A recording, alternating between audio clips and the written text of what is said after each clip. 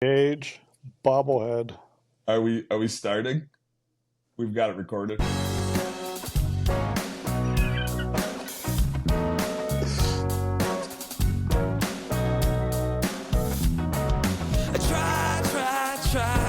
Try.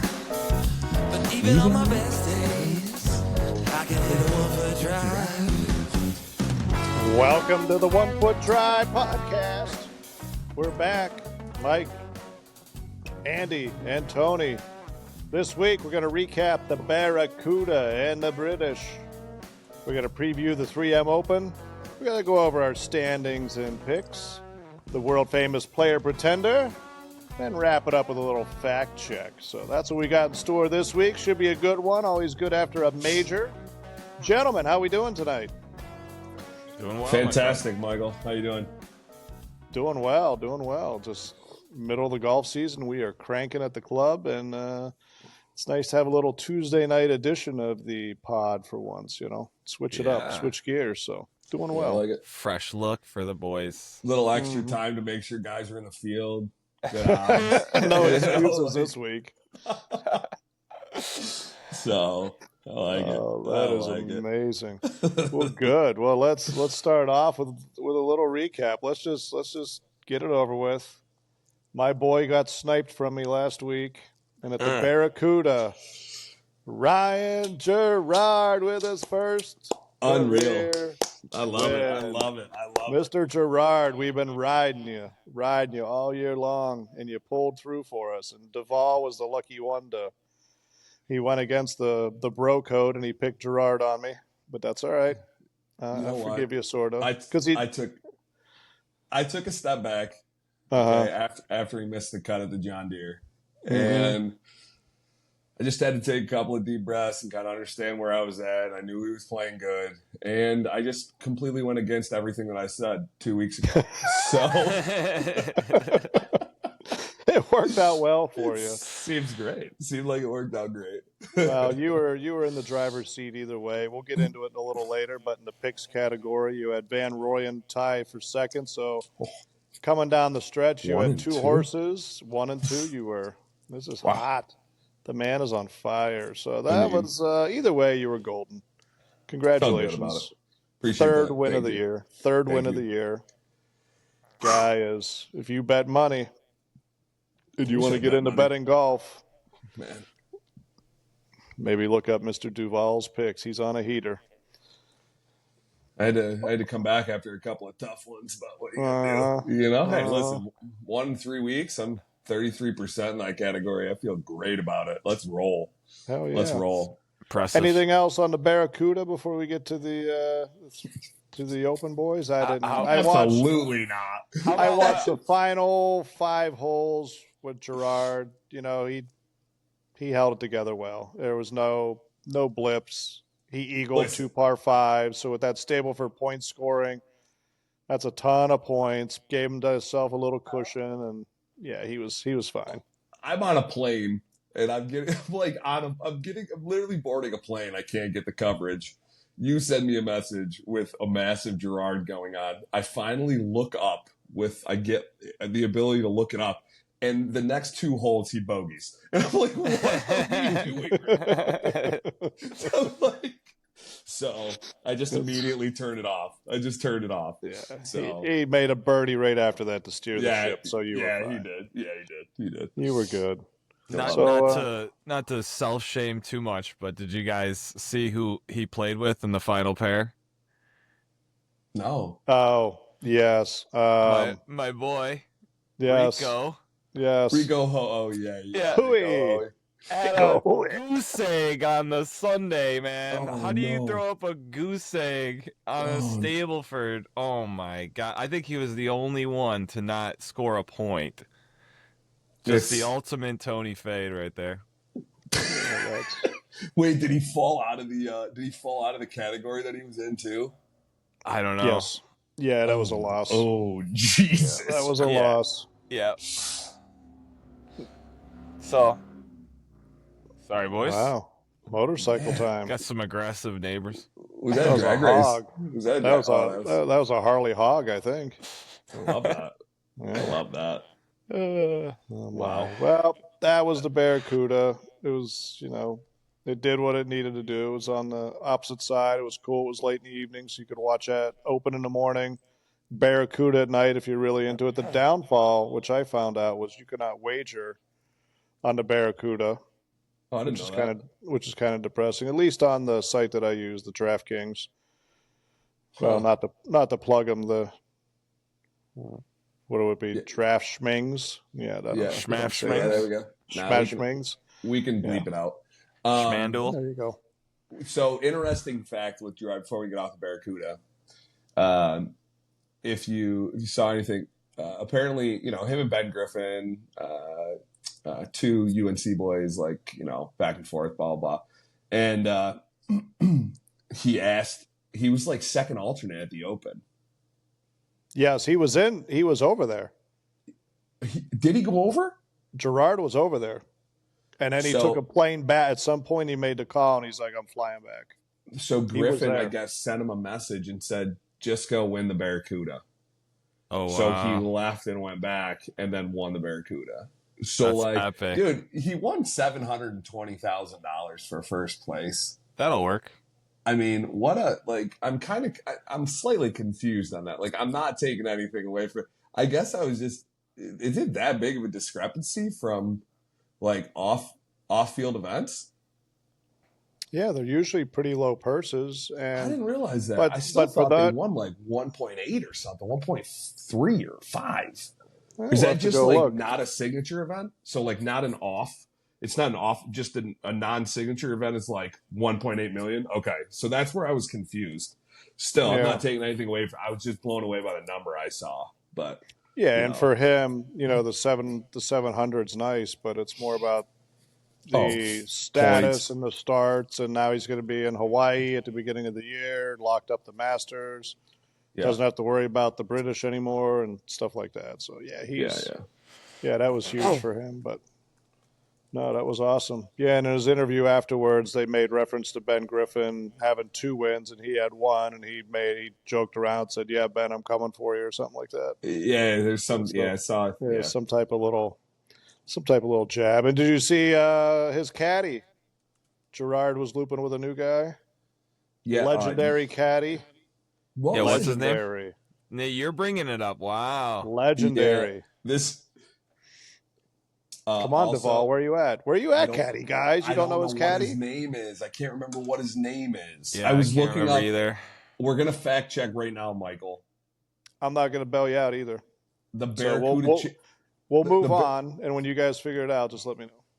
The Barracuda embarrassing. Championship does not get an invite to the Masters because it's an off. Yeah, I thought maybe they did, Oh, okay. but they don't get an automatic invite. But this should probably move him up to even better ranking in the world, which would then be able to have him be in get in next year. If the broadcast was correct, I think that moved him to 28th in FedEx. There you go. 27 or 28. So he's And That's that'll bump his massive. world Now. ranking, and then That's he'll be massive. Yeah, agreed. Yep.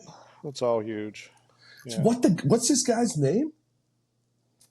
Man, But I'll tell you, this evening, I am drinking Dr. Pepper Blackberry with a little crown. yeah, And his nickname is also a soft drink. Pepsi. Right There you go. Yep, I Pepsi. just wrapped it up and put a bow on it for you. Yes. Oh my god, I didn't realize that. This is I gotta read this. He's got a jarring Pepsi habit from what I just saw. Real quick. There could be a reason for it. Maybe Could you be know a what I reason mean? for the There nickname. there could be a reason. Yeah. So I don't think you get a nickname like that by drinking water. That's for sure. No, probably yeah. not. yeah, agreed. It probably has something to do with mixing what's in the Pepsi. Maybe. That's true. Maybe not. Or it could have been what he was drinking before the Pepsi, and then just had to go to Pepsi. So True. you know, Very true. caddy life. Yes. Hashtag caddy life. Hashtag. So. All Well, right. nice stuff. Well, congrats to Gerard again. Agreed.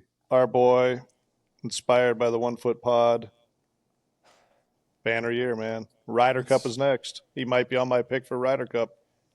Tune in.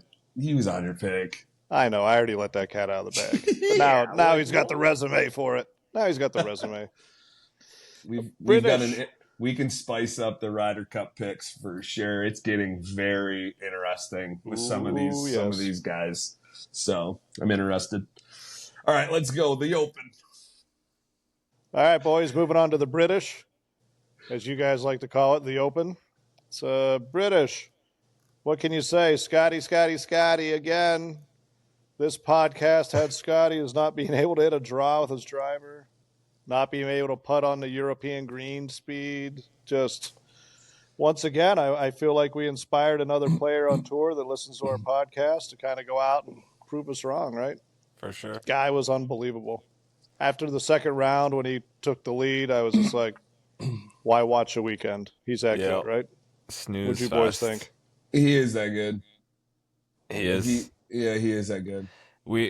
How could we ever doubt that? That was just silly. silly. The thing that irks me is I just wanted him to finish in the top 10, and it would be justifiable that he misses a few putts, and I could be like, see, he just doesn't roll it great. And then he just shoots 17 under par. Like, come on, man. Yeah. I mean, it was impressive. It was an impressive week. It was. Yeah. Now, don't get me wrong. Don't get me wrong. He hit some shots where, like, hit the camera tower, hit a patron, hit a rock in the bunker, and then roll up to 5 feet. He had a lot of, not that he's not the best player in the world right now, but he had a lot of luck to help it. Oh, yeah. Get to keep that 4-stroke lead, which you need in the majors, right? You got to be really good. Anytime. And then you got to get some breaks. So he got a ton of breaks. I think he got one bad break in that bunker where he tried to do something a little aggressive, made double. The announcers tried to make it seem like he lost the tournament, but he immediately birdied the next hole, and that was it. That was it. Yeah, I mean, I if you look at it, I think it was 7. Was it 7? It was, I think it was 7. One of the holes that he hit it like down left. He hit it like down left and then had to like pitch it across the green. Oh yeah. He had to pitch it across the green. He had like 15, 18 feet for par on the par 5. And instead of just like making bogey, he rolls in this like right to lefter and just kind of cruises on to the next hole, but makes double. So it was like, you'd think that was kind of a momentum builder where he was gonna take off after that, having a little stumble, whatever, and then just make 6 on the next hole. I mean, he was in a tough spot. I get it, whatever, but he did some things that you have to do to win majors. Tiger used to do them. You just make random putts that, maybe aren't supposed to go in all the time. And you're just feeling it. You roll with it. It is what it is. His approach play was just ridiculous. I mean, just perfect targets, perfect distance control. Yeah, I mean, this guy's going to win a lot. They had the stat. I don't know who looks this up, but it was like the same amount of days between his first and fourth major as Tiger. Did you see that?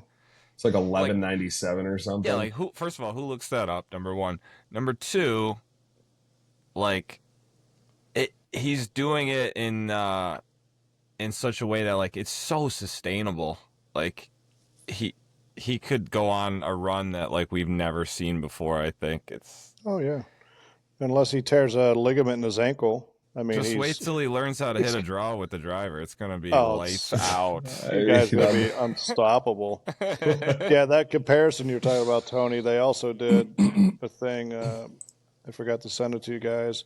They laid him over Tiger from the same time period, and Scottie had 2 more events played, and he had 20 wins. Tiger had 18. Both had 4 majors. Both gained 2.8 shots per round over the same period. It was like it was pretty wild what the comparison and all the similarities that's drawn to it. And on the broadcast as well, I don't know if you guys heard this. the announcers were talking about how he was ranked like 30th in the world, and then he figured out his face control, like the awareness of where his face was through the majority of his swing. Not all of it, but the majority of his swing, he knows where the face is and where it's pointed and what it's doing. And the story goes, once he mastered that, like it's just been, he's been on this tear now. So he was really good before that. And now that he knows the little trick, whatever his trick is, to know where the face is at all times, it's like, look out now. It's on. How good do you have to be 30th in the world? Yeah. And not know where the face. And really just be like, man, I'm just kind of, I mean, he's not guessing. Like, I totally get it. By any means, but yeah. But to all of a sudden find a click and do what he's been doing, that's some elite, that's some wild stuff. So, agreed.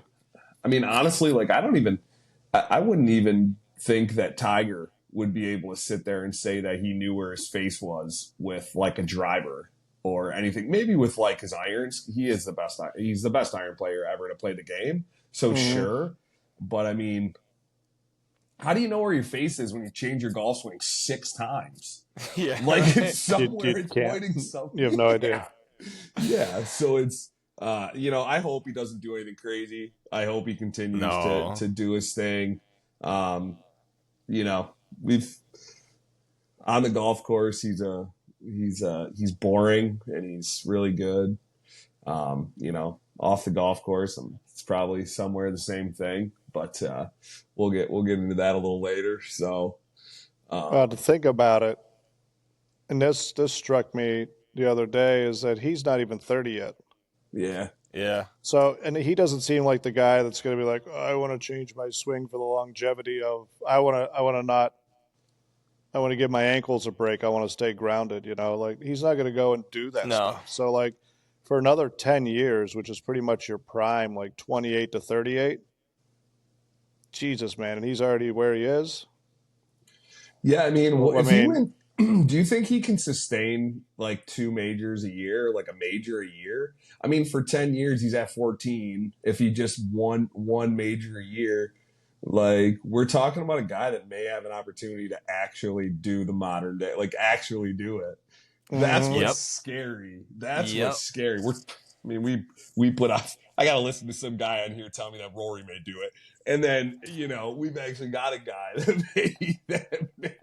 that may have an opportunity. So, yeah, man, he's Scott or Tony. What do you think, man? What do you got from this? I know you got some. I do. I think because of his boringness off course, I really think he has the sky's the limit. He's never going to change his golf swing. Like, he's got the same coach. He's not going to go to Butch Harmon and rebuild his, and he's just, his comments after, I know we're kind of like, we want to talk about it later, but like his comments after the round, his press conference post round, it's like, this guy doesn't care. And that's the secret sauce. Like, he's got his hierarchy of needs fulfilled, man. He's just, But he's got his shelter, though. Like, his water, his family. Exactly. Scottie must have found some shelter and food. But Chipotle's always available. Yeah. Chipotle, man. This guy. Nobody knows who he is. Yeah. No one knows who he is. Like, and he's not gonna be going to Vegas getting XYZ, whatever. And it's just like he's just gonna continue doing what he's doing. And it's not like he's, you said, give his ankles a rest or whatever. Like, okay, maybe we see maybe an injury pops up because of his footwork, but I doubt it. I doubt it. I mean, it's all very efficient, and it's like how do I put this? The the move. It's not like he's the fastest swing speed guy on tour. He's just hitting fairways, hitting greens, man. Like I don't know. It's unbelievable. Scotty's going down next week with a freaking torn ligament somewhere. Oh, jeez. Tony just. Well, really, the only thing that set him back was the accident in the kitchen where he cut his hand, right? Yeah, agreed. And earlier in the year, he did twist his ankle on a tee shot earlier in the year. I don't know if you guys remember seeing that. It was real early in the year. He threw something aggressively, and he kind of landed weird on his ankle, and he limped it off for about a hole. But I just think it's funny because he's actually jumping. Yes. Like that's what's making this go on. Like if you there was a slow-mo video that came out, and if you break it down, his right foot's actually slipping way before he gets to impact. And like way may not be the proper term, but it is a lot further away in slow-mo than you think it is. Like even if it's like before his shin or at his shin, and he's trying to get to a ball that's middle up in his stance, like that's quite a ways, like for a golf swing. And to have your feet actually sliding off of the ground and you're hitting it as pure and as good as he does, he just like, there's so many great things that he does, and he's not doing anything that looks like he's causing too much, torque, pressure, resistance on anything. Like his arms are soft, like his his knees are doing their thing. Like he's not really, he's bumping and kind of clearing, he's like bumping and kind of coming back and doing his thing. It's not like he's over rotated. It's just such a strange golf swing that it just works perfectly.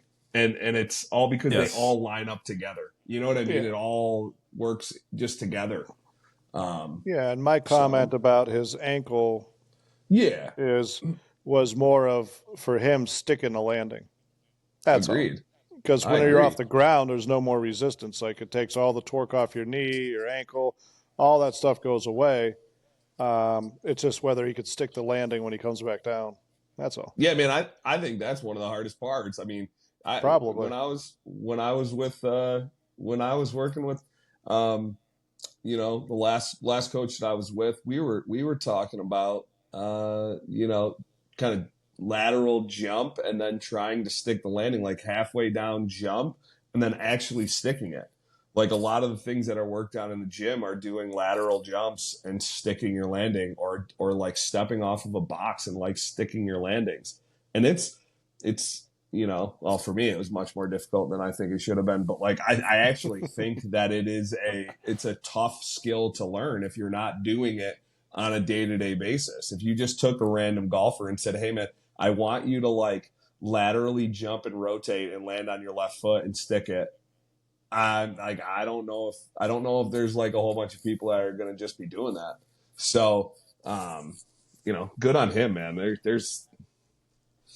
It looks funky, but it's really good. It's efficient. It's very repeatable.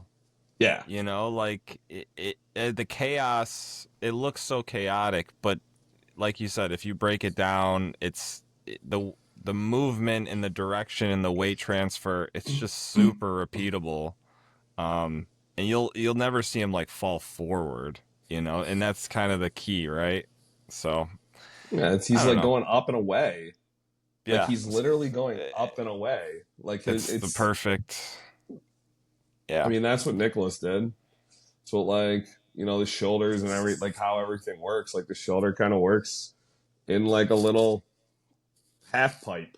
Like and honestly, I'm going to get one. I'm ordering one of those grip things immediately tomorrow morning. I just thought about it.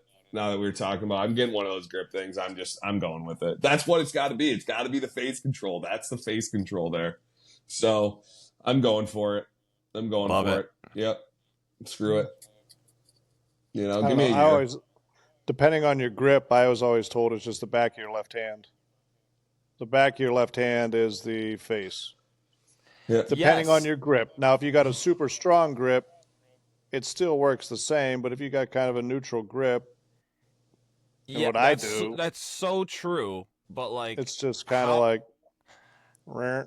back, how cut. it's a lot harder to be aware of the back of your hand than where you're first in your, where that grip trainer puts your fingers. I feel like you feel the club in your fingers, right? You don't feel I don't know the club I on don't the know back the of the grip hand. trainer that I don't know the grip trainer that he's talking about. It's just the classic grip trainer. That's it's like the classic one that has like just a molded grip. Yeah, molded grip that you put your hand into. Well, yeah, that we give the beginners. Yeah. That's what Scottie's using. Yes, that's exactly what Scottie's using. And he's got the 2 Ventus shafts as his like alignment. Yeah, I mean he has $1,000 for something that a cone drill would kind of be on the opposite way. Yeah. It's awesome.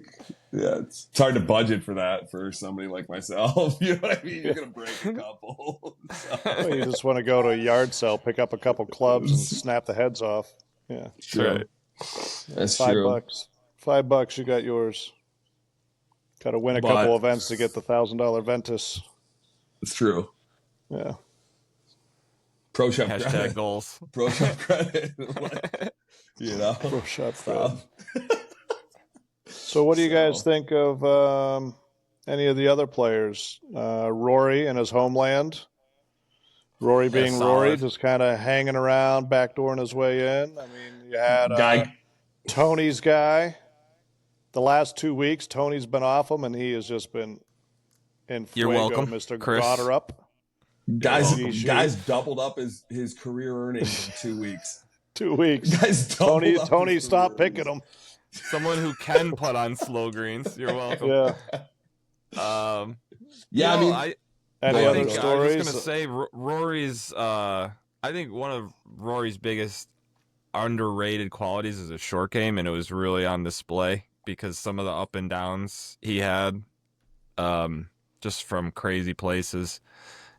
It's so good. Like we always talk about how far he hits it, and his move and stuff like that. But his short game is ridiculous. Tough to see Matty Fitz not pull through as well. Speaking of somebody whose short game did not come through. I mean, he left a lot out there. You know, I cross-handed wasn't bad. I kind of think. Do you think coming out of the long stuff, like if you're in like fescue or you're in some longer, do you think it's harder to like find the attack, find the feel, and like control the face cross-handed? But I don't know, but like I'm just saying, I'm sure he's done it long enough and he's been able to do the whole deal. I get it, but wouldn't you think that it's harder to control the face if you're right-handed and your right hand is kind of there, that you'd be able to like kind of stick it in there if you needed to, or like use that force with the right hand to actually guide things through and control it a little bit better? What do you think? I just know that I recently switched to crosshand putting, and I have not gotten the feel on a putt outside of 18 to 20 feet yet. And for shits and giggles, I played Monday night with the family. And for shits and giggles, I was standing there waiting for pipes to chip or whatever. And I was like, you know what? I've been putting cross-handed. Fitz is doing the cross-handed chip. Let me try it. And I had like a little 8-iron for a bump and run and try to do like a cross-hand chip.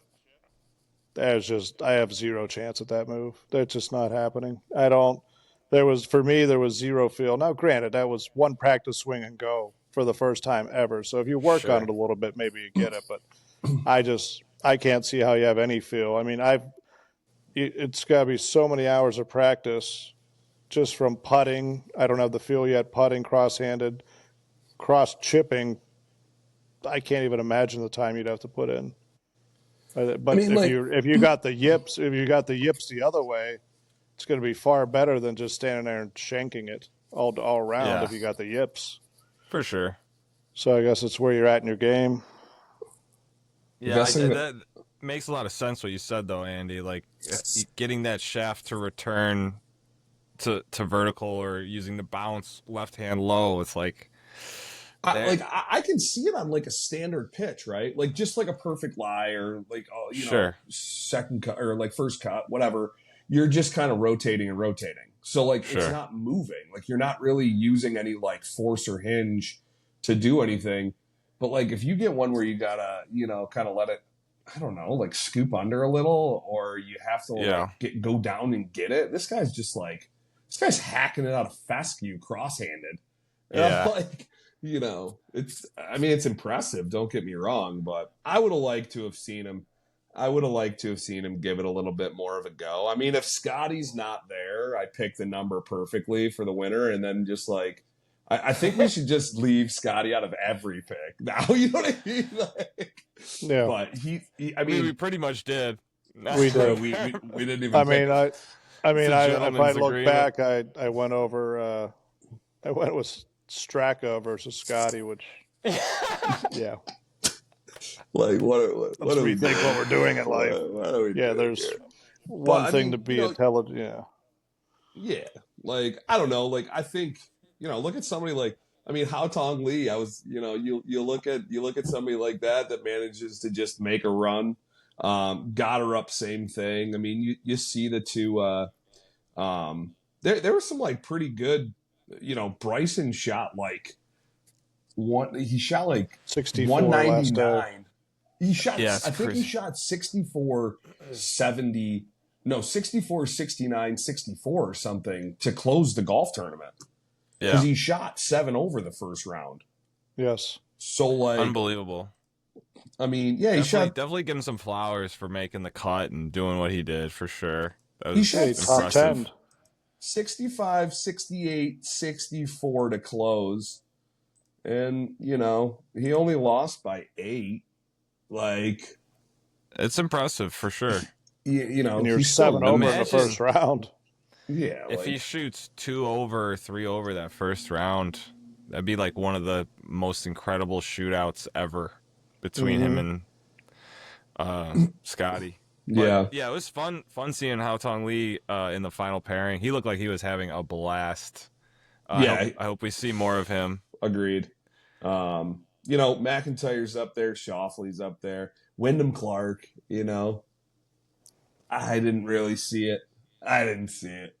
But I didn't see it. I saw that he played well the week before and, leading in and doing that whole deal. But, Mike's boy, Harris English, gets a little showing. Second here. Mm-hmm. Just second T2 in the majors this year. Yeah. I mean, if this guy's not on the Ryder Cup, what are we doing? Oh, definitely on the Ryder Cup too. Yeah, what are we doing? He'll get it by merit. It won't even be a captain's pick. Yeah, definitely. So I don't know. I mean, we had to endure Brian Harmon for a couple of days. Briefly, we dodged him. Thank God. Yeah. Kiz was loving on him. Yeah, aren't they too? Well, like, aren't they Georgia? Like, is he a Georgia boy? Yeah, he was a Georgia boy. I think so. Right? Yeah, Henley is. Bulldogs on that leaderboard. Did you guys? Here's an interesting one. Since now Kiz has gotten brought up over the, during the broadcast, he brought it up. Kiz was kind of giving the USGA a little bit of flack for the locker room pick getting out from Oakmont. He was kind of taking a little bit of heat off of Wyndham Clark. So he basically said, like, obviously.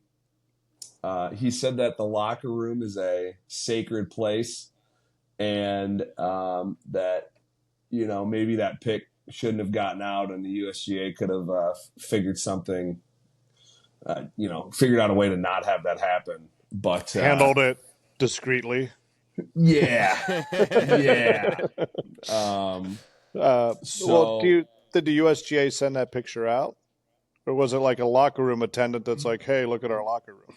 There's so many people that go in and out of that locker room, even though it's sacred. there's so many staffers, so many people that have the opportunity. So was it USGA that sent that photo out? Or you're Honestly, not sure? Just going off of I what have, Kiz said. yeah, Yeah. I think Kids was basically just saying that, like, maybe there could have been something that was like, you go in, confiscate phones, anybody take a picture, try to get out of there. You know what I mean? Maybe there's something Yeah, like that. lock it down. I'm not saying that it's right. I'm just saying that, like, Kids kind of was saying, like, maybe we should have mobbed that thing. You know what I mean? Like pull a mob move there and say, give me all your phones, get the picture out of there. But, good on Wyndham. Yeah. I'm glad that he's playing well. I'm not too sure. I'm not sure that I'm a super fan of this guy. I don't know how the face of the tour. I'm not sure if I would want to leave it in Wyndham Clark, but no, it's never going to be. What are you going to do? So yeah, I think out of the standard stuff like your club throws and your swearing and stuff like that, the only real player blow up that I saw was Joaquin Niemann. The last hole, second round, when he was missing the cut, came over, started just curb stomping his bag, almost got his caddy's arm, and the caddy like jumped out like, oh, brother. Yeah. He just started losing his shit. Yeah, so I think that was the only blow up that I saw. That was the only blow up I saw. You didn't see Sergio's little spat? No. He broke his driver shaft. Oh, sweet. Give him like real good club slam. Nice. I feel that's standard for him though. Yeah, that's pretty Sergio-esque. I agree. He was definitely one that you could definitely in his McDonald's team uniform. This guy is a fireball. He's committed to it. Not my deal. This is yellow and red. Don't get me wrong. I like it, but with Sergio and the way he wears it, I'm out, man. Get him one of those honker noses and some flair out of the back of his cap, and like he looks like a goddamn clown. It's not your color, He's dude. the Spanish flag. Yeah, he literally is. He's the Spanish flag. What's wrong with that? He's much more of a spring than an autumn. I think somebody really needs to sit him down and talk to him. That's very true. Oh, that's great. Oh, that's awesome. What else from the Open, boys? There weren't really any. There was like no blow up. Like if you look at the final day, sure. Yeah, they tore it pretty good. Yeah, Terrell Hatton shot one over. Like I was 7. I was surprised how little carnage there was. What'd you think of the course, Mike? I thought it was good. It showed well on TV. I saw some of the stuff you guys were talking about. I think we didn't see as much carnage because the greens were slower. The wind was down. The rain was up. Nothing, right? Yeah. And the course did not have any teeth in it. Yes, there was some long or the gorse or the whatever. It seemed like these guys were able to find it, hit out of it. Yeah. I would say Oakmont's 5-inch rough played way more harder than the fescue over here at the British. So, like, for me, I think that's where a lot of the anger was tempered because the course probably played pretty fairly for once for being a British tournament, and the wind was down. So I think they got pretty lucky with the weather. Definitely. That's usually the defense of those courses, right? And when that doesn't come in, it's kind of a shootout. Yeah, I mean, there was no wind. It was like 10 miles an hour max. Yeah. But I was trying to figure out 18 was a 480-yard par 4. Yeah. And everybody I saw tee off on that hole was hitting an iron. Yeah, 5 wood or some type of iron, and then they had 220 into the green. Yeah, and the hole before that was a 400-yard par 4, and they were driving the green. Yes. Yeah. I think it's just one of those holes where the design dictated that you only hit that far of a shot. Like I don't think. Yeah, like you had to hit it up the left, I think, and it just narrowed up. Maybe if I saw the hole, and I think it cut off, and they had like Barranca or the Gorse or whatever that cut across the fairway. I don't think there was a way, and it was a huge carry. Like we didn't see Bryson, not that I know of. I don't think Bryson tried to hit over it. at all. Maybe if the wind conditions changed, where maybe it was downwind, he may have tried it. But I don't know. I It's didn't like a pull up the course 350 map. carry or something to get to the second Yeah. area. So he didn't even try to take the head cover off for that. Yeah, dude hit it 293 yards and then had 187 yards in, or 190. Yeah, 293 and had 191. That's the most aggressive I've heard it. Like, I think most guys were laying back even of that, right? Yeah, Everybody I saw had Lee, like 220, how Tom Lee had 215 like to 225. in. Hit a great Yeah. shot, dude. Oh, he hit a great shot. I mean, Which I thought But- at first I was standing there. I think I might have been watching with Tony, and I said, "This is kind of goofy." And then for a finishing hole, then I thought about it for half a second. I was like, you know what? I think it's kind of cool to put a long iron in these guys' hand if the tournament mattered coming down the stretch. Like, you can't just hit driver and a 9-iron to wrap up the event. Now you got to position yourself off the tee, and now everybody's hitting 6-5 4-iron, maybe a hybrid for the really short guys. And Yes. let's see what you could do with all the trouble that's up there. There's a bunker. Supposedly, if you went in it, you were cooked. Like if you were short right, you were just dead. You Yep. couldn't bail out left, and you had that long iron in your hand. So I thought the more it sat with me, the more I was like, oh, that's kind of, if this tournament was close, it'd be really cool to see like Van de Velde or agree. somebody trying to play that hole when it mattered. So it would have been fun. No, I agree with that. boy, I think the myth that people want to see hit driver is kind of overblown. Like, yes, they're gonna hit driver, like, but I want to see these guys hit shots, man. Yeah. You know, like that's impressive to navigate that hole like that. But that's just me. Maybe I'm in the minority. At the presser, the one thing that I loved, and I'm going to make a shirt out of it, and it's not like validating, but I've said it for years. I tell students all the time when I taught, like, when you're aiming at a target, you should always be trying to work the ball, right? And since it's a round ball, it's always moving. You shouldn't aim at the flag and try to hit it straight, because if you aim at the flag, it's going to start at the flag and curve away from it, unless you block, draw it, or pull, fade it, right? So at the presser, Scottie got asked a question about curving the ball, and does he purposely do it? And he said he curves the ball on every single shot with intent.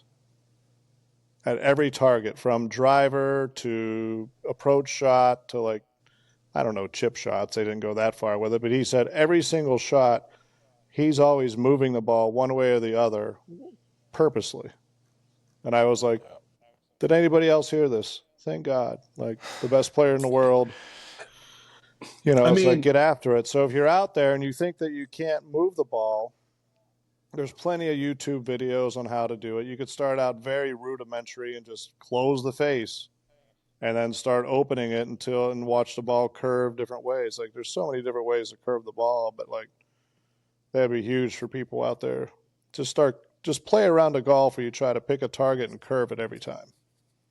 And then try to do it with intent where, like, if the pin's left, you're going to play a draw right to left, or, like, actually That's the management what's so that impressive matches about it. the management that matches the shot. So like Scottie's like, I hit whatever shot it calls for, even a draw with a driver. Yeah, it's so impressive. Yeah, because to have the command over how much it curves is really the art, right? So they say, like, these guys on tour, they're professional spin controllers and face controllers. Like, if you can control your spin and control your face, you're going to play really good golf. And those kind of go hand in hand with what we're talking about here, because, to understand, like, where to aim and how much it's going to curve or how much it's not going to curve, or especially when there's wind in play, it's like, as somebody who attempts to do that and does not successfully do it very often, like, it's just incredible to me how you could have command over, the big draw, or the slight draw, or the big fade, or the whole 9 box thing. And it's like, and to be able to do that with tournament targets and these pins that are tucked, it's just unbelievable. And know how it affects your distance control too, because those different shots are going to go different distances, right? So it's really, really impressive. It's interesting. I this the Open app or like website is very, very high tech here. Want to gather a guess at what Scottie's total strokes gained was for the week? For the week? Yeah. 2, 4, 6, 8, 9, 11.2. I was just gonna say. Yeah, I was gonna say 12. 17.3. Oh my god! And his strokes gain approach was 9, and his putting was 8.5. His short game, or his strokes around the green, he lost 1.22 strokes around the green. That you have to take that with a grain of salt, though, because when you hit that many greens, it skews that number. Because when you don't get up and down one time, totally get it. Totally get it. So, but it has to do with. But that's not true though, because it has to do with how close you hit it. So strokes gain around the green is getting it up and down, right? When you miss the green. Yeah. Is it so? So strokes gain putting like how close you chip it. Correct. Not how many times you get it up and down. Not I know, but right. I misspoke. But how close you chip it, right? So when you only have a couple chips, I agree. It kind of that numbers. It's tough to compare apples to apples there. Well, just take a couple average chips to 7 feet, and you might lose. Yeah, he just doesn't have as many opportunities to hit it close, right? I wholeheartedly agree. I think that it's. 17 strokes gained is wild. I tried to sit over here and say that Scottie is not a good putter on those greens, and he gained 8.5 shots on the greens. I mean, that is. I should take a couple weeks off. I should have to be suspended for a couple weeks. Like that is just incredible. We can start implementing that. Yes, unbelievable. But like if you look at like somebody like Harris English picked up 8.84 strokes on the greens this week. I mean, he rolled it really good. Yeah, 13. Am I starting to understand this correctly? The total strokes gained is based upon your score. Is that just wrong?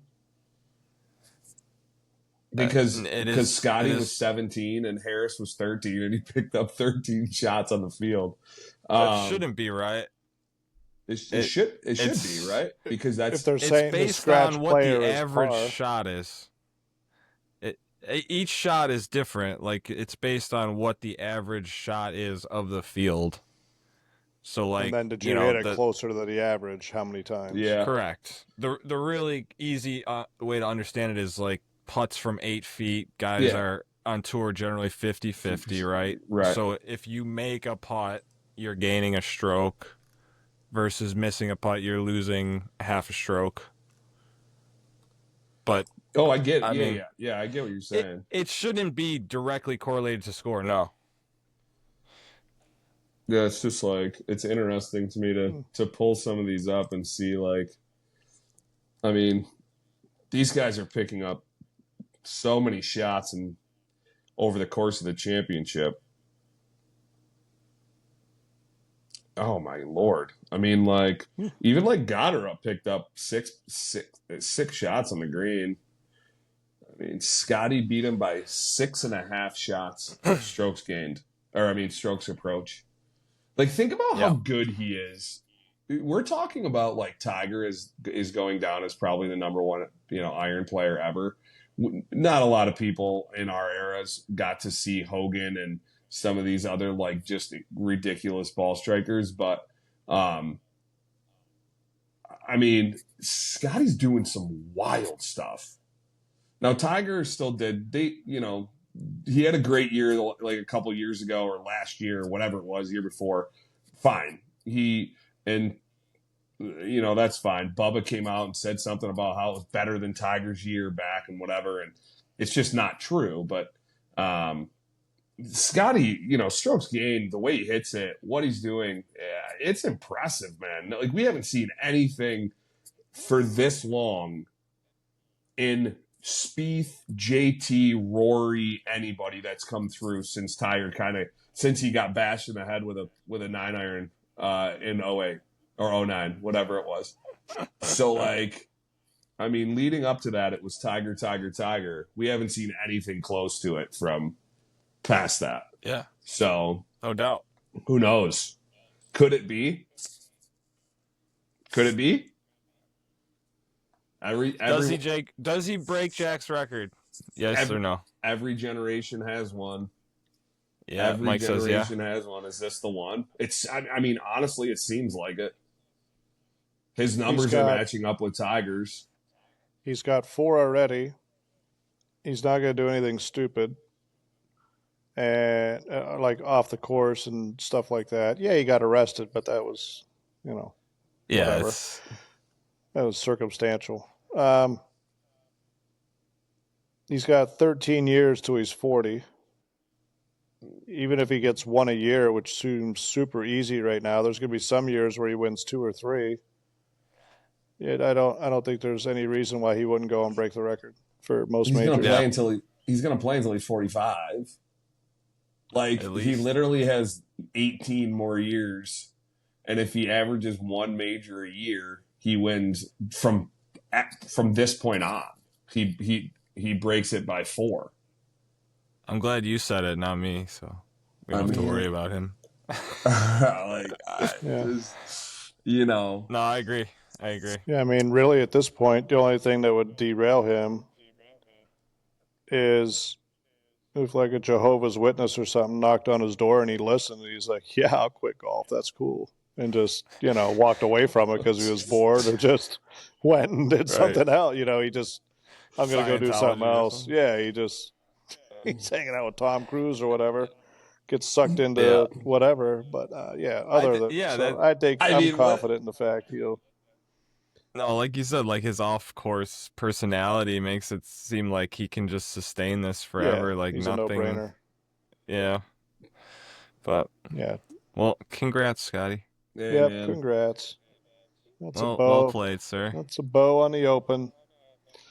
Well, not as exciting. We got the 3M Open as this week. Yeah, this week's a little. In Blaine, Minnesota. Another TPC course. It's another TPC course. Back on the TPC circuit. TPC Twin Cities. What are we doing? Just don't have enough TPC courses. Par 71, 7,400 yards, defending champion Johnny Vegas.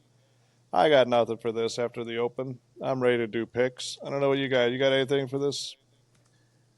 Go ahead, Tony. Fire away. Fun golf nothing. Course.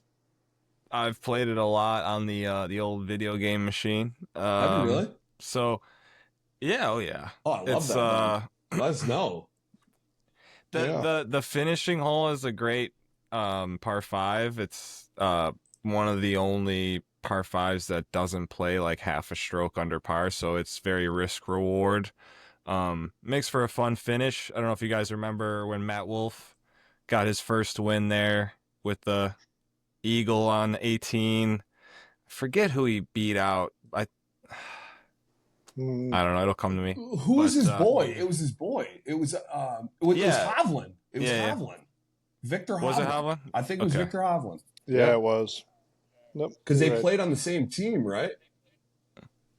Yeah, Oklahoma State, I believe. Yeah. I remember this. He was off the side of the green, roll it down there, makes it. Yes. Yeah, I remember this. Yes. So, this could make for some really fun Sunday action. But, one of those standard TPC, got a bunch of par 5s that are stupid long and plays into the big boys and all that. So, our standard, hit it long, put a wedge in your hand. Wait, do you have Fairways to don't drive it matter. straight here, or is that just out? Yeah, okay, yeah, that's just trying to figure it out. Doesn't matter. All right, Fairways don't matter. Yeah, they don't matter anymore. I was just checking, just making We're sure. back to the old. Okay. They don't matter All until right. you get to East Lake in the Bermuda Okay. rough. Doesn't matter again. I think the guy dueling out with Johnny Vegas last year was Matt Kuchar, if I remember correct. Oh, was He it? was up there. Griezmann. I think Griezmann finished second. I think Kuchar was third. There's a lot of ways to play well around this course. Kind of pretty fair, I would say, the setup usually. So yeah, let's get into picks though. Does it go deep? Right. We don't have to beat the dead horse. All right, let's go. 17. Yes, very deep. 17 under was the score last year. Okay. Yeah. Love it. 16 was second. 15 was third. I think that was one of the more 14 was conservative fourth. years. Usually it's in the 20s, I think, right? From what I looked up, yes. Just a quick recap on our picks. Everybody knows our picks. We put them out. Open. For the Open, Duval was 1 of 4 for the British last week. Rory hurt me, man. Tony, It's all right. 0 of 4. And myself was 1 of 4. So we did not do We're on a well in the slide major, here, gentlemen. boys. Did not do well in the sliding. major. For the Barracuda, I was 1 of 4. Tony was 1 of 4. Duval, just because it's one of those events that's close to his mini tour homies. He knows all these guys. Duval was 3 of 4 and had a W. So congrats on that, Andy. So our season total right now, the big dog is in the lead, 12 out of 35, puts him at 34% with 3 wins. Andrew Duval, congratulations. Solid. Thank you. Second place is yours truly, 9 of 35. That puts me at 25.7%. And then Mr. Tony, 6. Do you want to 35. play player? Do you want to play player pretender just go over top of this? Yeah, just do the applause right now. Pretender. 6 of Extra 35 pretender. for 17%. We got it. We split it. Can only go up, Tony. Can only go up. So why don't we have Tony lead off? Top 5. Top 5 at the 3M. We'll go reverse order.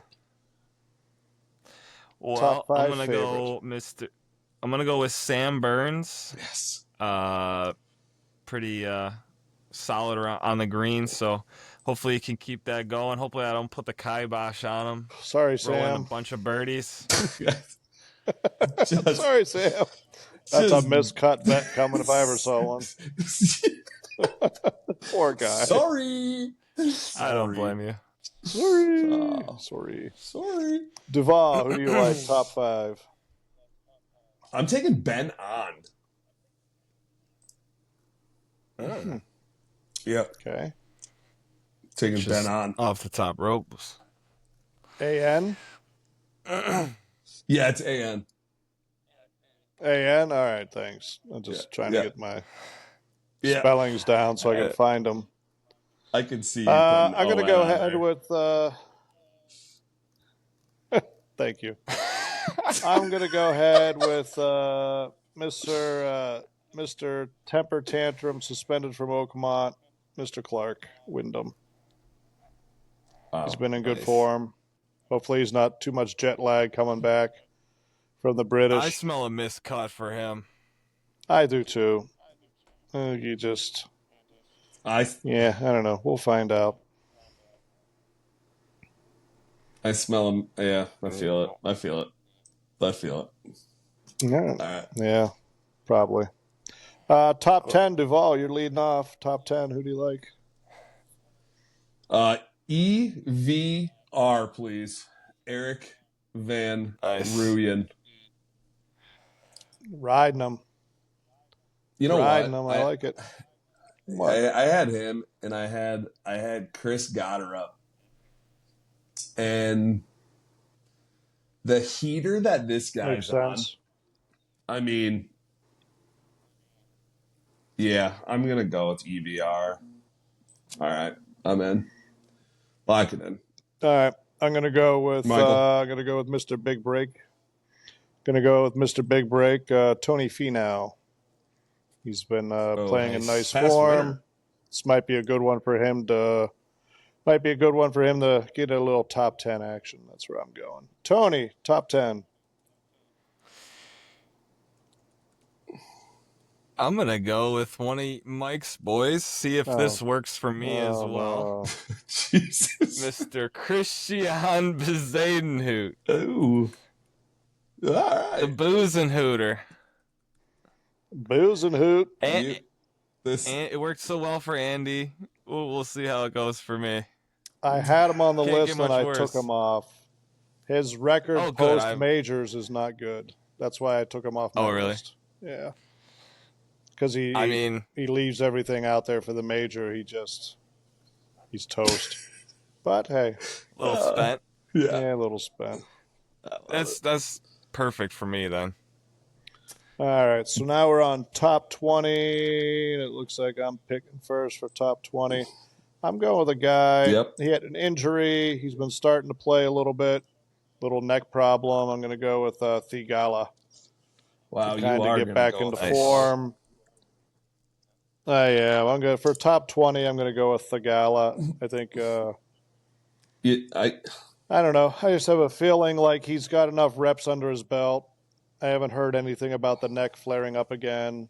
So I think, he's too talented. He's one of my favorite dudes around. Oh, I agree his with game that. is in form. I just feel bad. I feel like it's, he was kind of riding a pretty good high. And, it's just kind of one of those seasons as a young guy that has just kind of been like I don't want to say it's a waste, but it's just kind of been like, I don't know. He's just kind of he's just kind of moving through. You know what I mean? I feel bad that he's I agree with that. Kind of continue with what's going on. He'd been playing well. He'd been moving his way up the ranks. He had some looks at wins and it just kind of stinks. No, and I in a year-long pool, I picked him because I figured it was a Ryder Cup year. I thought he would have been perfect. Yeah. But now I think with the injury and I think he's going to miss out in the Ryder Cup this year. Unless he puts 2 or 3 wins together and makes a run in the FedEx playoffs. And he's a late captain's pick because he's healthy again. I don't think he's on the team. But I had high hopes for him this year. So now I'm going to say this is a rebound week for my man Thigala. Love it. Tony, who do you got? Top 20. Yeah, speaking of curving the ball, that's the king right there. I got 2 names here. I think I got to go with a little more proven record here. Jake Knapp. We're going to go with. All right. I actually had him as a top 40 selection. I was tinkering with him. I had my whole "You're Not Fitting" speech planned. Yeah, I had a whole thing with him, but that's okay. You can have him. The silk. You can have him. Just bet all my guys to miss the cut. You can have him. You can have him. That'd be a good parlay. Duval, top 20.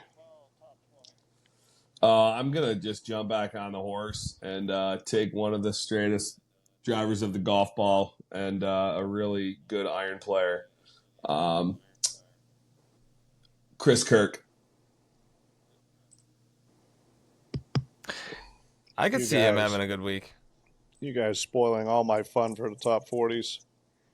That's 2 of my guys. I had a speech all lined up for Chris Kirk as well. Then I was going to have Duval go, really? Really, man? Jesus. You didn't even know who he was. And now you're picking him. That's my go-to. You didn't even know who he was. Listen, I'm glad to be able to put some of my knowledge onto you, and you're able to, reap some of the benefits of that, You're welcome, man sir. Who took Gerard out of my stable and won. Yeah, the guy who took Gerard out of my stable and won telling me, that's great. No, you're good. I gave you your props. I understand. But yes, I'll do the same for you. I stole him. It works out that way. I stole him. All right. Well, top 40, you're up. Just back-to-back, right? Where you going to rip them? Top 40. Bo Hostler. Who do you? Oh, yeah, he's been in your. Yeah. Played terrible here last year, but Hossler. Played terrible here last year, but nice. New year. 1, 2. New year, new Bo. Well, it's my turn. Tony, did you want to go or you want me to go? No, go for it. I'm trying to narrow out. I got 6 people. I got 6 people from across categories. I'm trying to narrow down real quick. Let's see. Yeah, I'm gonna take them. What? You want to guess it? You'll never guess it. My top 40. You got any I have not in there? Do you have Bhatia in there? That is my pick. I just wrote it down. Yep, Bhatia. Wow. Yep. Let's go. You're never gonna get there. Nice job. You're never gonna That's get impressive. it. Thank you. Wow. I didn't even give my speech that he hasn't been in good form. He's been kind of struggling. My whole team is my bad, buddy. Underperformers right now. No, it's all good. I love that you got it. Did it show up on the camera for everybody? Did he win here? Right there. Bhatia. Yeah, we got you. All right. Bhatia. In pen, too, so you know it's in real. Pen. Yeah, in it's pen. legit. I can't change it. Yeah. Bunch of scribbles. No, that's the Barracuda. He won the Barracuda, right? Last year? That was his kind of coming out party? He won in the One of those playoff. off. Yeah, it was shit. I don't know. I can't look it up either. I have no Well, we idea. can fact check it. Yeah. All right, Tony, I'll top fact 40. check it. Who do you like? I'm going with a new face for us here. I don't think he's been mentioned on the pod. Hails from France, Mr. Antoine Rosner. I'm not sure if it's Rosner or Rosner. I don't know. Is it Probably neither. R-O-S? It's probably N-E-R? Rosner. R-O-Z. R-O-Z. Z. Yeah. N-E-R. Hasn't missed a cut since the American Express. So Wow, I'm determined to get. That's impressive. Give me a little something here. Yeah. I need this guy. You know that I picked him. Now he's gonna load WD before the event even starts. His first missed cut in 3 months. Yeah, that is fantastic. He by the way, jammed his thumb in the car door. Yep. First much. tee He's gonna get box. arrested. First tee box pulls his back. Already hits his tee ball. Just WD's walking. Now he's gonna get disqualified for cheating. Bhatia won the Valero. All right. Bhatia won the Valero. That's when he right. beat Denny out. Denny McCarthy. That's the one where Denny flubbed the chip going into the green. Yeah. That was the playoff we were talking earlier. What playoff did Denny flub the best wedge player in the world, and he just laid the sod on it. Yeah, that's where I was wrong. All right. Well, that is picks. Nah, it sounded right. Oh. It sounded right at the time. We're close. Close. The guys on my list that did not get picked: Adam Scott, Hoagie, Riley, Tristan Lawrence, and McCarthy. Those are my guys that I was. Tristan Lawrence, I had some thoughts. I think about. That would have been a good one. Yeah, but we'll find out. All right. Any comments on picks, gentlemen? Did you have anybody that you were teetering that you didn't take? I'm Sungjae Im or whatever. No shot. It's a great. He's 29th. He's 29th. He used to FedEx. I had him. I had McCarty, one of Mike's spots, and I had Tom. That's who I meant as Hoagie. McCarty. Tom Hoagie. Yep, I had Hoagie as well. Should have taken Yep. Tom. Yeah. We had That'd be a some good one. similarities. Should we add a fifth category? The guy I should have taken. There's always one on there. You can't. You just. The guy I Okay. should have taken. Just so you know, like, yes, we know Sanjay usually is a really good iron player and ball striker, but he's minus pretty much a full strokes gained approach to the green. He's 174th this year. So I don't know what's going on, but What is this guy doing? he's chipping it really good. He's third around the green, but I guess, playing, he's bound to find his form sooner or later, but he just hasn't been playing the way he usually plays. Isn't he getting it done in other ways? Isn't he a Foley guy? I know Is he? Ben On I'm is. not sure. I know Ben On is, but I thought Ben On is for sure. Sanjay's not. I know Ben On's been working hard with the hand thing. Yeah, the tour. Whatever it's called. So, here it comes. We'll Foley win this week. Yeah, whatever it's called. I had Sammy Valimaki for potential, and great. I got to see it first. Great event for him. Great event for him. Truthfully, because you can take it deep here. He's got a chance to do well. Yeah. Yes. Yeah. Yeah. One of these days he's gonna pull it off. Is there anybody fun playing in this? Our picks for this week. I don't know. Say again. Hey, Kisner's playing in this. I didn't look that deep on the list. Nice. Oh, and you get down to the unranked guys. Oh, Chaz, that was one of Tony's downfalls. Stop looking at the list. Stop looking at the list. Sorry, bud. Oh, shit. All right. All right, well, that's a wrap on our picks. Now we're getting into our favorite world-famous segment. Boy, this is for 4 in a row. All right, 3 weeks in a row. This is for the Quattro. For the Quattro. Wow. All right, Tony, you are up. What do you got? All right, gentlemen. Oh, you're going to love this. I had to look up some pronunciations for this one. All right. So we got golfer, 2 truths and a lie here. We'll start with golfer number 1, Ji-sung Han, professional golfer from South Korea. Born in 1998, Han played collegiate golf at University of Illinois.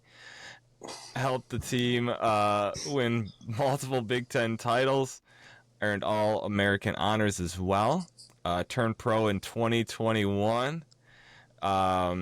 Played very well on the Korean Tour, winning the 2022 Donghai Open in a playoff. Earned him a PGA Tour Canada card in 23. Notched 4 top 10 finishes, graduated to Korn Ferry the following year, and then broke through with a wire-to-wire victory at the 2024 Boise Open, helping him earn conditional status for the 2025 PGA Tour season. That is Jin-sung Han. Golfer number 2, Yi Chao, professional golfer from Beijing, China.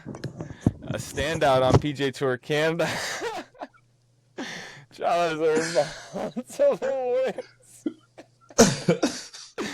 including the 2020 Canada Life Series at Bear Mountain and the 2023 CRMC Championship by both dominant 8-stroke margins.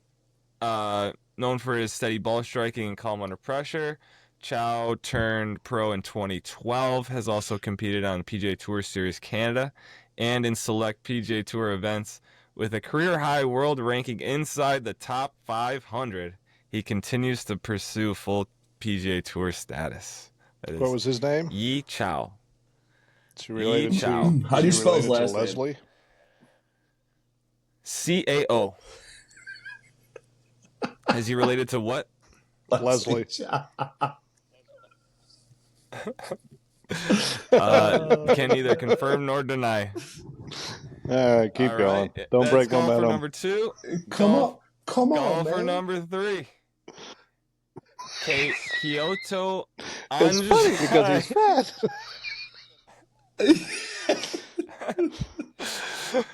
Born in You brought don't this even know how on to say yourself, this. Tony. You brought this on yourself. You Hey. went all Asia tour on us. We I won did, 3 I weeks did. in a I was- row, and you go all Asia. You What are we son doing here How- right now? How Tong Lee inspired player pretender. All right, Kaito Anshai, born in Achai, Japan, turned pro in 2021 after starring at IMG Academy and the University of Southern Cal. 2-time All Pac-12 First Team honors. He began his professional career on the Japan Golf Tour, capturing his first win at the 2022 Fujisanke Classic, earning 9 top 10s in his debut season. In 2024, he earned conditional status on the Korn Ferry Tour, then clinched his first title at the UNC Health Championship in June, rising to number 25 on the points list, securing a PGA Tour card for this 2025 season. Kaito Anshai. All right, names one more time. Jinsung Han, Yi Chao, and Kaito Anshai.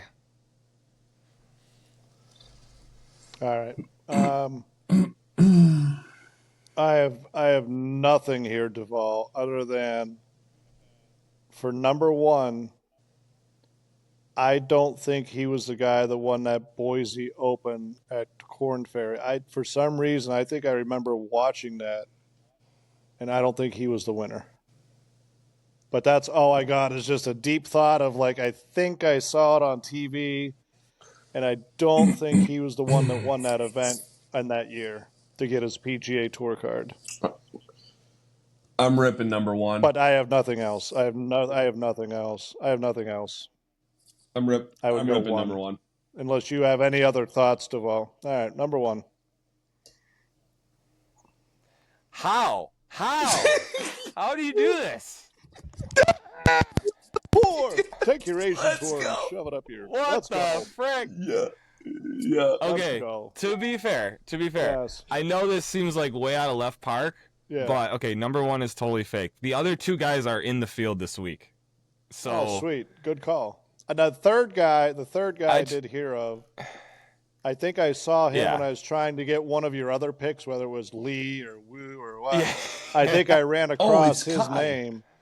So in all honesty, I think I knew the 927. third one. The second one, but in all seriousness, you said, what was the number 1, the made-up thing? It was the 2025 Korn Ferry Tour or something?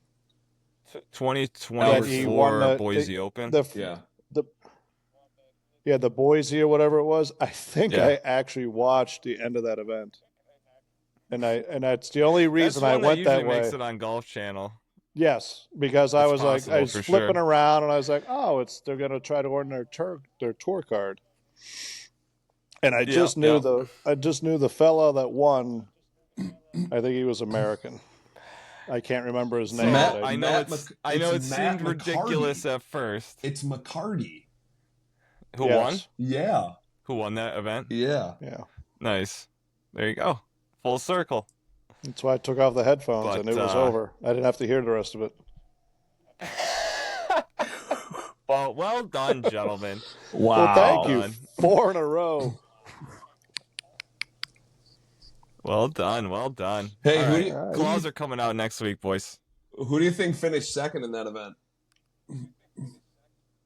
We talked about him. In the Korn Ferry? Jake Knapp. William Mao. Oh, my boy. Yep. William PMA Mao. Yep. Love Love it. it. He's also in the field this week. He is. I saw that. He should be. He won. I bet his mom's proud. Very proud. Yeah. All right.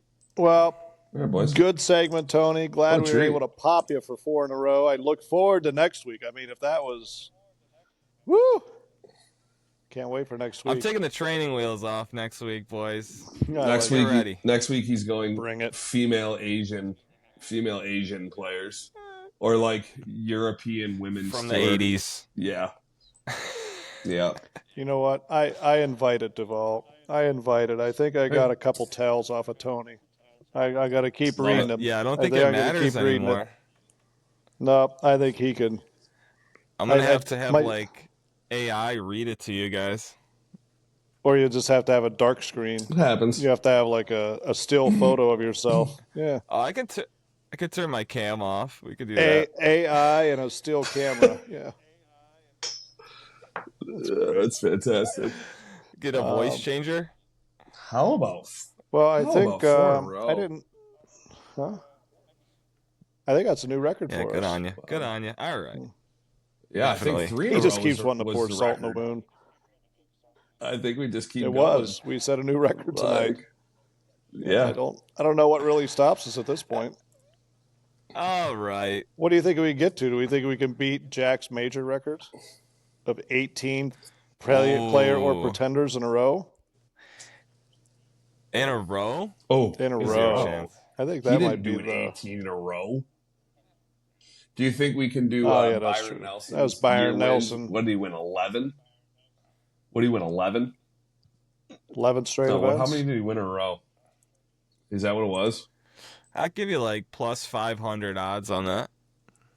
What, on 11 in a row? Yeah. Plus 500. pretty good. You just came on with Ying Chao Wu and two others. Two of them were in the field this week. Right before we started the segment, you're scrolling through the list. I mean, You're right next to Kev Kisner on the bottom. I actually Field saw list. his name. That's why he before was. we That's did it. why he was yelling fantastic. at you. That's Quit looking hilarious. at the list. That makes Oh, sense I now. get Why it you're now. yelling at Duval? Yeah, Quit yeah. looking at the list. Yeah, that's Yeah. funny. Oh, that's awesome. Yeah, good stuff. Yeah, I think it's. I was very inspired by Hao Tong Lee, his vibe, his energy this Sunday. So I wanted to go Asian it. tour guys or guys from Asia, and That's perfect. I didn't want to go stupid, so I figured people in the field this week would be a good happy medium. Super appropriate. But yeah, no match for you geniuses. Yeah, we got it. Yeah, Byron, Can't stop them. Byron had Can't 11 in stop a 'em. row. That's wild. That's wild. 11. I think we get to 11. Yep. Yeah, I mean, I think Yeah, we blow. I we like probably 11. blow I think past the this. hardest part was getting past 3. The hardest part was to get past 3. Now it's just cruise control. Yeah. He's so pissed. I love it. I love it. Oh, love shit. Well, I didn't have too much else. The one thing I did want to That's hear great. about that happened this weekend was Mr. Duvall flew up and played in an invitational. And I get a text message Oh God. that said, I just shot 5 under for 9 holes and lost. Yeah. Care to elaborate at all about your invite?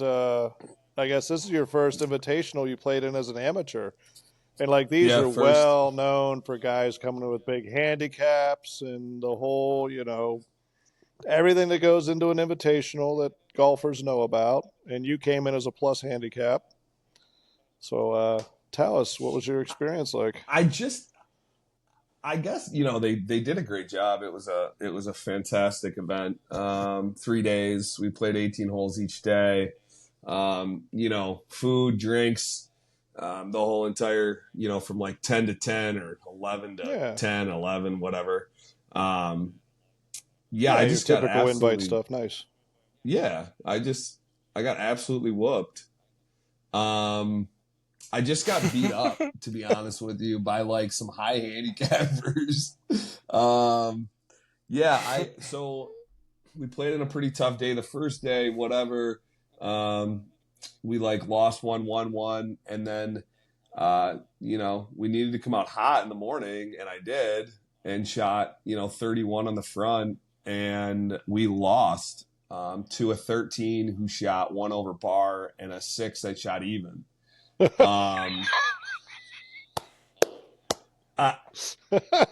Love it. Yeah. I'm And not they really probably sure missed where a else to couple go putts with at the that. end when they knew they had it.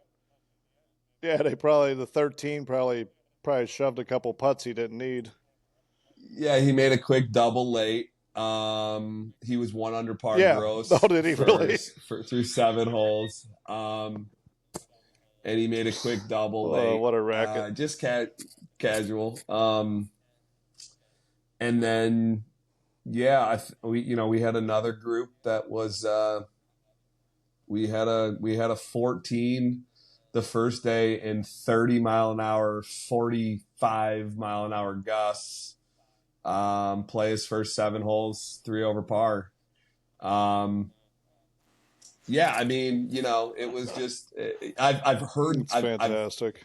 I've heard of these things. I've heard of these things happening when I was working the industry, and I felt like people wouldn't.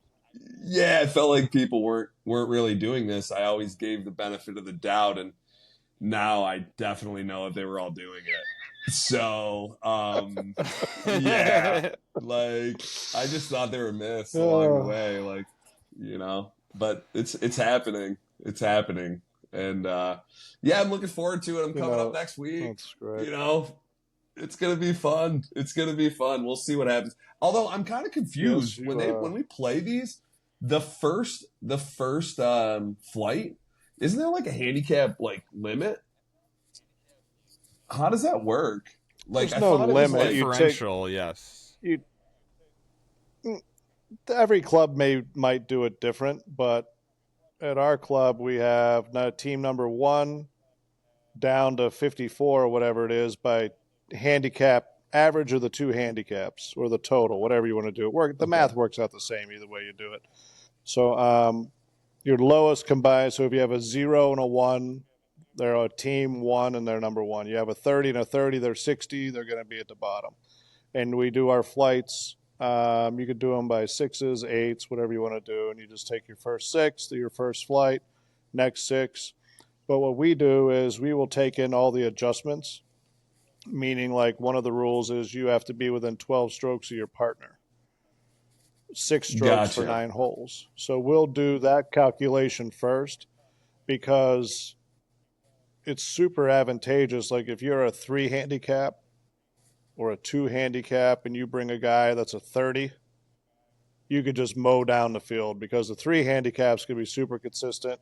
And then your 30 handicap guy, if he makes a couple 4 for 2s, or if he starts getting, you teach him a little course management. Hey, why don't you hit the 5-iron off the tee here and just keep it in play and chunk it up to the front of the green and play for a bogey. You're 20 yards off the green. Let me give you your putter. Let me have you putt it on the green anywhere and then just 2-putt and make 5 for 3 about 4 or 5 times during the round, and you're going to wipe people out. So we do a 12-shot rule between you and your partner, and we take that into account as well. So in theory, within your flight, you shouldn't be giving up too many strokes. Hopefully. I don't know. Each club's different how they run it. That's just how we do it ours. Well, thanks for recapping that for us, Andy. I look forward to the next story of the next invite, the next member guest. Yeah, I can't More tall wait. tales of tall handicaps. Yeah, But good stuff, boys. Well done. Gonna take it out. We're out. Cheers. To next week. Cheers.